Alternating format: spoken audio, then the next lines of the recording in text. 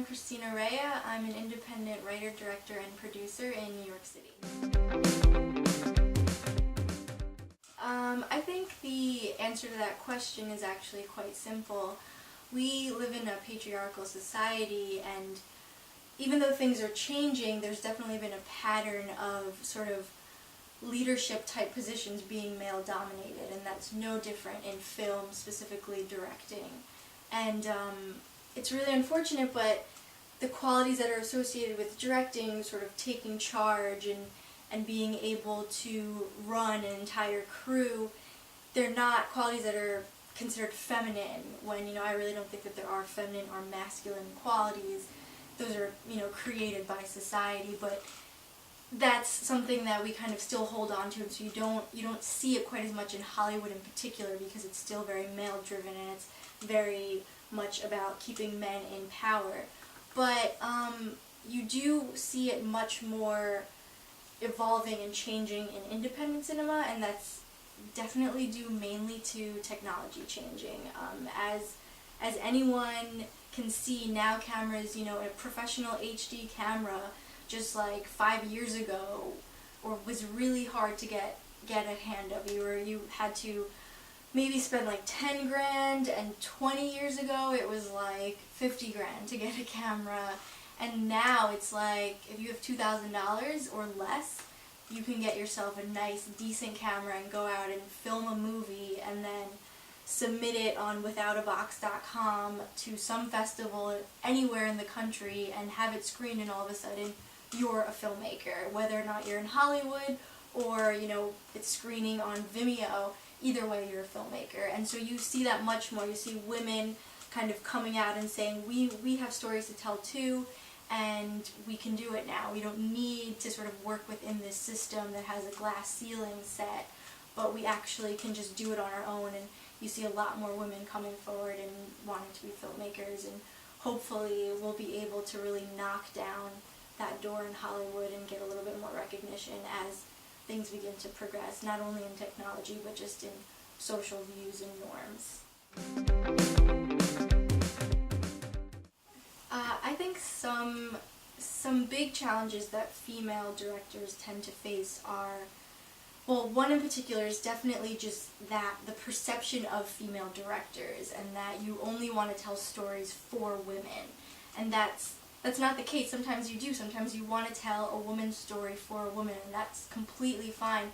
But there's this misconception that men don't want to see that men don't want to see women's stories, or that women couldn't tell a man's story, which, you obviously, that's incorrect with like people like Catherine Bigelow, but it's kind of like that female director label implies that we are limited to feeling a certain way and expressing ourselves a certain way, and that we have a voice that is specific to us, and that men can't relate to it, or that we couldn't tell a story that isn't just completely womanly, like we're just going to be telling stories about our periods or something. It's just like, no, we have bigger stories, we have small stories, we have the same kinds of stories that men tell, but they're individualized, they're from a woman's perspective, but that's not one particular type. That's, me as Christina Raia, I have a perspective. That doesn't necessarily mean another woman will have that, and that doesn't necessarily mean that another man, couldn't have the same perspective as me. And so I think that's a big thing, is just that sort of label of female director. Like, you see Christina Raia, up-and-coming female director, as opposed to just Christina Raia, up-and-coming director. And that's a big thing. It's like there's directors and there's female directors. And I'd really like to get to the point where you can kind of have an article written about you and it's not going to be female director, but just director, because your name and the pronouns used will say what gender you are, and it shouldn't really matter in the headline.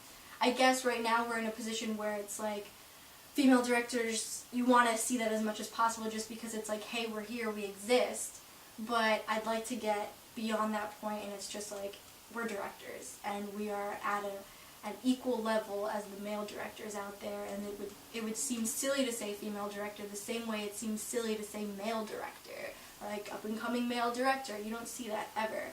And so that's something that translates into how people perceive you when you are calling maybe to book a location, or when you're trying to work out a business deal with your producers, there's sort of this, it's not all the time, because I work with some great men who absolutely take me seriously, but sometimes you will encounter people that can be very condescending or assume that you don't necessarily have the balls to, be in the business.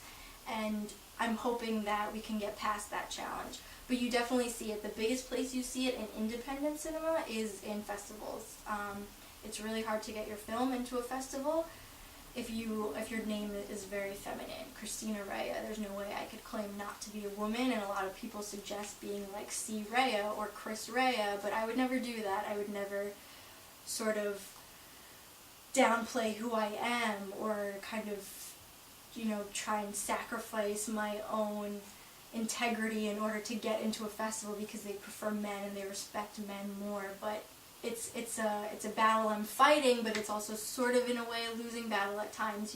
I know for a fact there have been times that I've been turned down at a festival because I am Christina Raia and not Chris Raia, and so it's ridiculous because the implication is that I've told films from a male perspective with the ideas that I couldn't do that it wouldn't be funny, which I tend to do a lot of comedy, and it's unfortunate that people have that perception, but it's definitely out there, and you see it a lot. Obviously, it's exaggerated in Hollywood in the fact that women can never direct anything other than romantic comedies, or if they're going to get any other film, it has to be like really manly, like Catherine Bigelow. You have to do like a really manly movie to show that you're not part of the girls' club. And it's unfortunate that you don't see, high-budgeted coming-of-age stories where the main character is a woman who's discovering herself not through love but just through life, the way men get those stories. And I'd like to get to that point, but we're a little bit farther away as far as Hollywood is concerned, but we're getting much closer with indie film. The big thing to break is festivals, like the Cannes Film Festival this year, not a single film directed by a woman, and that's pretty disgusting because there are a ton of great films directed by women out there, and all you have to do is like search it on Facebook and see women directors, or like women directors that do horror. I'm a part of one of those groups. So, we exist, and I'm just hoping that those challenges will weaken as we keep pushing and putting our work out there and just making people hear us.